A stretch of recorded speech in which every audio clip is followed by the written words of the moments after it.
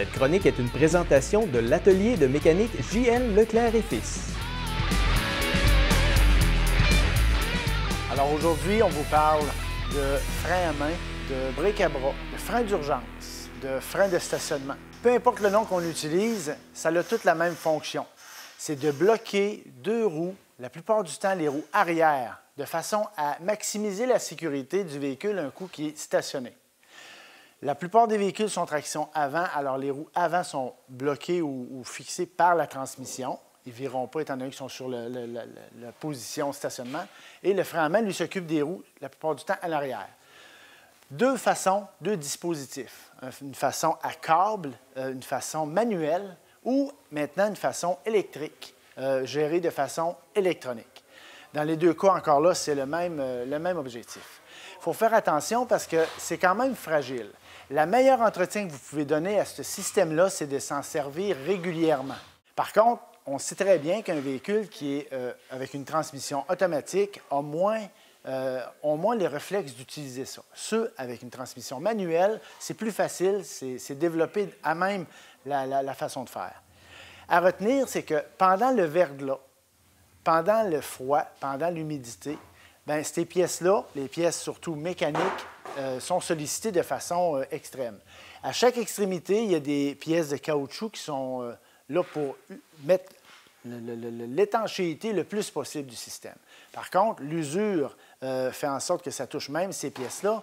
Après une certaine usure, il peut y avoir de l'infiltration d'eau. Ceux qui sont à câble, bien, le dispositif est fait que les pièces d'un côté comme de l'autre ont une pièce de caoutchouc qui va sceller l'entrée d'eau. Par contre, avec l'usure, ça peut faire en sorte que cette pièce-là est endommagée ou usée et laisse passer de l'eau. Quand il y a un temps froid qui s'en vient, ça devient plus précaire pour être capable d'utiliser le frein à main. C'est là que ça risque de rester engagé.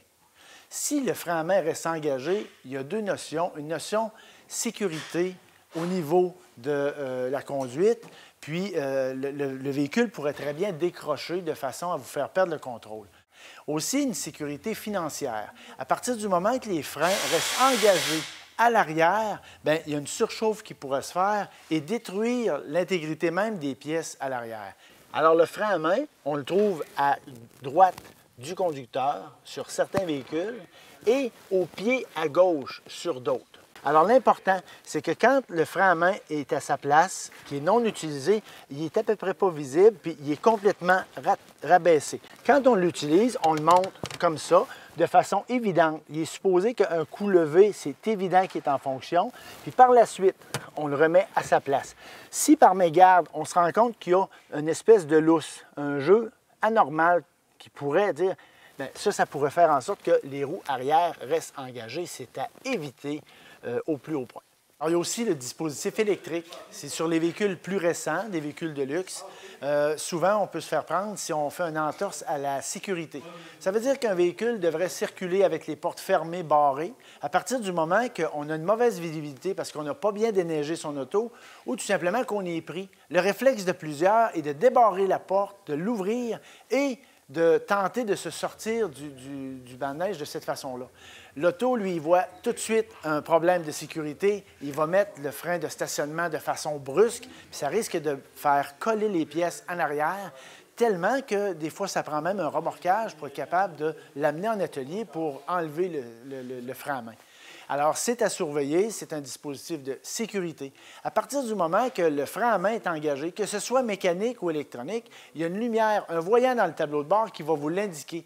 Très souvent, plus souvent qu'autrement, rouge, puis on sait qu'on ne circule pas avec un voyant rouge. Si toutefois, vous avez mis le frein à main et il ne s'est pas retiré au complet suffisamment pour faire fermer la lumière rouge, on ne circule pas avec ça. Ça va directement toucher le portefeuille du conducteur parce qu'on risque d'endommager des pièces à des coûts nécessairement, là, si on est capable de les éviter, pourquoi pas.